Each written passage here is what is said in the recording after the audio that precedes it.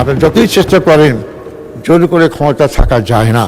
আমাদের শপথ দিয়েছেন 12ই ফেব্রুয়ারি, 17ই ফেব্রুয়ারি, তাই জন্ম হলো তখনই তো আপনারা শপথ একটা নেন নাই, যে শপথ জনগণের কাছে আপনারা ওয়াদা করেছিলেন, মিটিং মিছিল আপনারা বলেছেন, গণভোটের পক্ষে আপনারা প্রচারণা চালিয়েছেন যে আমরা ক্ষমতায় গেলে আমরা সংশোধন করবো, সংবিধান সংস্কার করব। কিন্তু আপনারা এমপি হওয়ার শপথটা গ্রহণ করলেন, কিন্তু সংবিধান সংস্কার শপথটা গ্রহণ করলেন না। তখন থেকেই তো আপনাদের সম্পর্কে জনগণের মধ্যে একটা বহুল সৃষ্টি হয়েছে। এবং এই জনগণের 70% জনগণের যে আকাঙ্ক্ষা, যে চাহিদা, যে দাবি, যা দেশকে পরিবর্তন করবে, নতুনভাবে দেশ এগিয়ে যাবে, সেই আকাঙ্ক্ষা যদি আপনারা পূরণ করতে না পারেন, স্বাভাবিকভাবে দেশে রাজনৈতিক হিসেবে থাকবে না, রাজনৈতিক অস্তিত্বের সৃষ্টি হবে।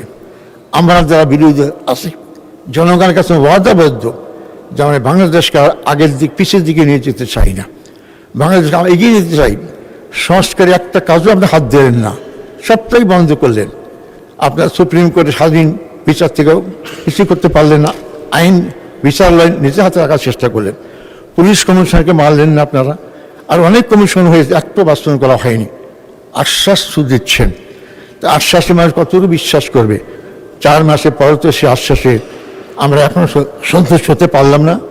তা আমি মাননীয় স্পিকার, আমরা অনুরোধ করতে চাই, আপনারা যে বিষয়টা সংসদের মধ্যে ফয়সালা হওয়া উচিত সেই বিষয়টা সংসদের বাইরে নিয়ে যাবেন না।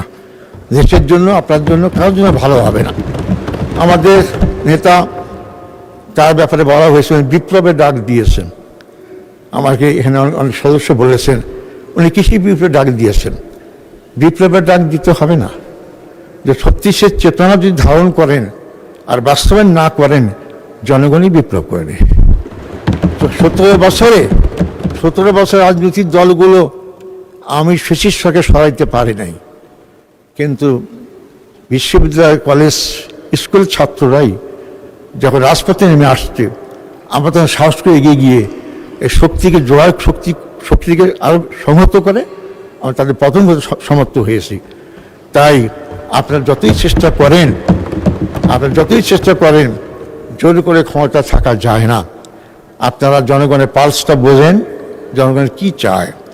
তাই আমি মাননীয় স্পিকার আপনাদের মাধ্যমে আপনাদের বলতে চাই যে আপনারা অবিলম্বে জুলাই সনদ বাস্তবায়ন করেন, গণভোটের রায়কে আপনারা বাস্তবায়ন করার চেষ্টা করেন।